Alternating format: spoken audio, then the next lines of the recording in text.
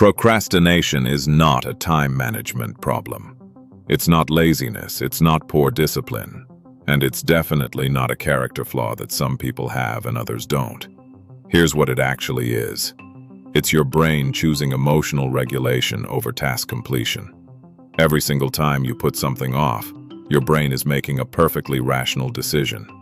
It's just optimizing for the wrong thing. And once you understand the three neural systems driving that decision, you'll realize why every productivity hack, motivational video, and just do it pep talk you've ever tried was solving the wrong problem entirely. Let's fix that. In 2013, psychologist Fuskia Siroy at the University of Sheffield published research that fundamentally changed how scientists think about procrastination.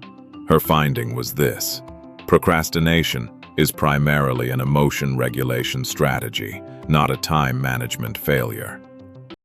What she found was that people don't procrastinate because they're bad at scheduling. They procrastinate because the task in front of them generates a negative emotional response: anxiety, self-doubt, boredom, resentment, fear of failure, and the brain instinctively moves to eliminate that feeling as quickly as possible. And here's the cruel irony. It works. Avoidance immediately and reliably reduces the negative emotion. Your brain gets a short-term reward for not doing the thing, which means every time you procrastinate and feel better for it, you are literally training your brain to procrastinate more. This is why sheer willpower almost never fixes it long-term. You're not fighting a bad habit. You're fighting a reinforcement loop, one that your brain has been strengthening, possibly for years. But to really understand why this loop is so hard to break, you need to understand what's happening inside three specific brain systems every time a difficult task appears in front of you. The first system is the amygdala, your brain's threat detection center. The amygdala evolved to scan your environment constantly for danger and trigger an immediate fight or flight response when it finds a threat. The problem is, it can't distinguish between a predator and a performance review, between physical danger and a difficult conversation you've been avoiding, between being chased and opening your tax documents. Any task that carries emotional weight, anything that touches your sense of competence, your fear of judgment, your uncertainty about the outcome, can trigger a low-level amygdala response. Not a full panic attack, just enough activation to make your brain flag the task as something to avoid. Neuroscientists call this amygdala hijack, the moment when the emotional brain overrides the rational brain before the rational brain even gets a vote.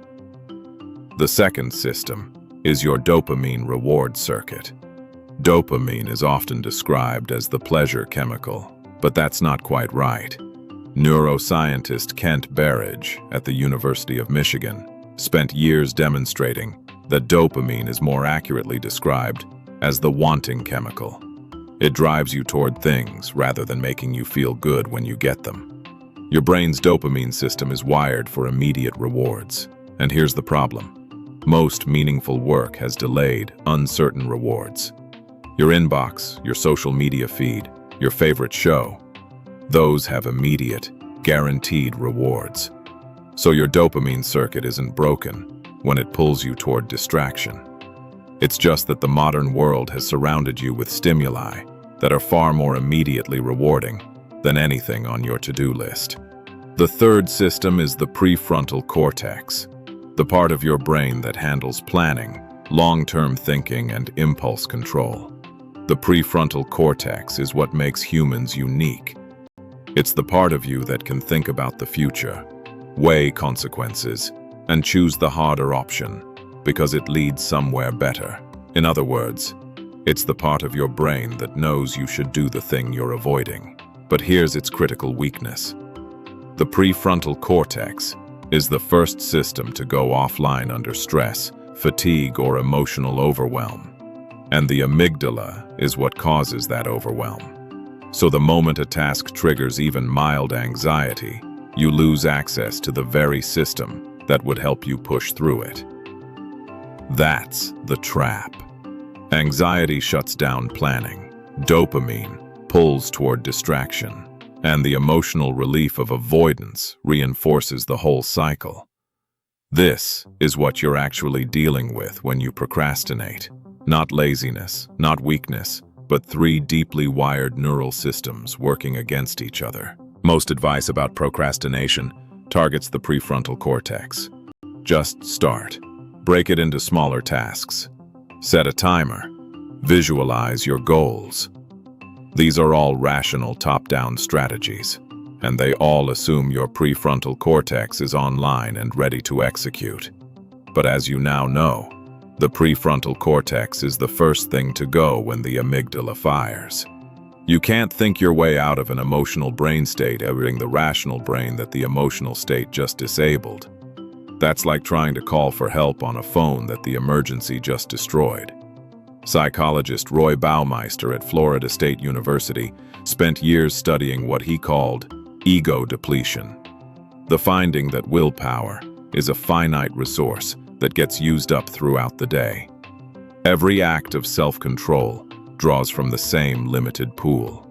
By the time most people sit down to tackle the task they've been avoiding, their willpower reserves are already significantly depleted from hundreds of smaller decisions made earlier in the day.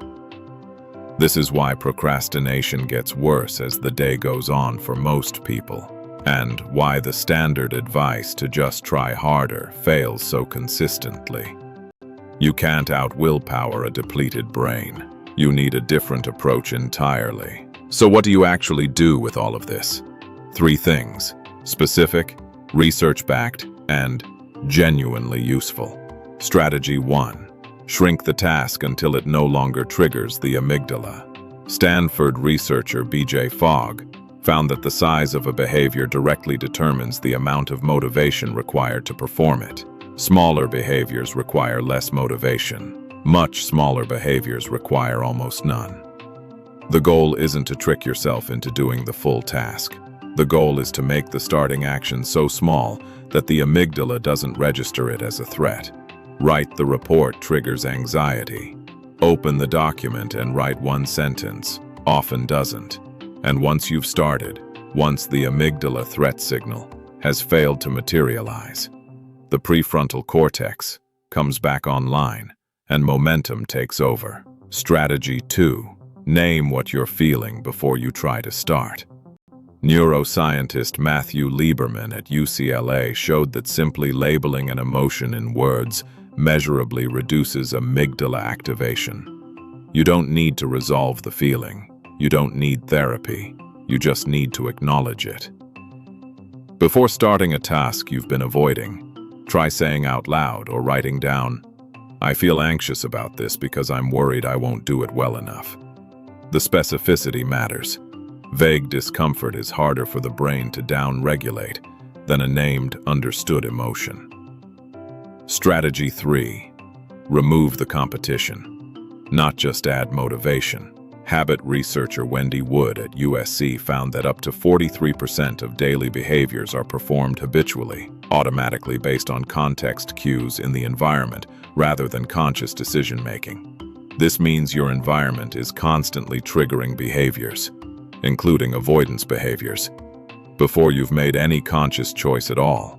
Phone in another room, browser extensions that block distracting sites during work hours, a dedicated work location your brain associates with focus rather than leisure. These aren't hacks, they're environmental redesign, and they work at the level of the dopamine system, which is the level that actually matters. Procrastination isn't a personality trait. It's a predictable, well-documented response from 3 brain systems doing exactly what they were built to do, in an environment they were never designed for. You can't fix it by wanting it more, but you can fix it by working with the architecture of your brain instead of against it. Shrink the threat. Name the emotion. Redesign the environment. That's not motivational advice, it's neuroscience. If this gave you a clearer picture of what's actually happening in your head, subscribe, because every week on this channel we go 1 layer deeper into the science of how you think, decide, and perform. And if you want a free one-page summary of the 5 most practical frameworks from this research, the Human Performance Cheat Sheet is linked in the description. No catch, just useful. See you in the next one.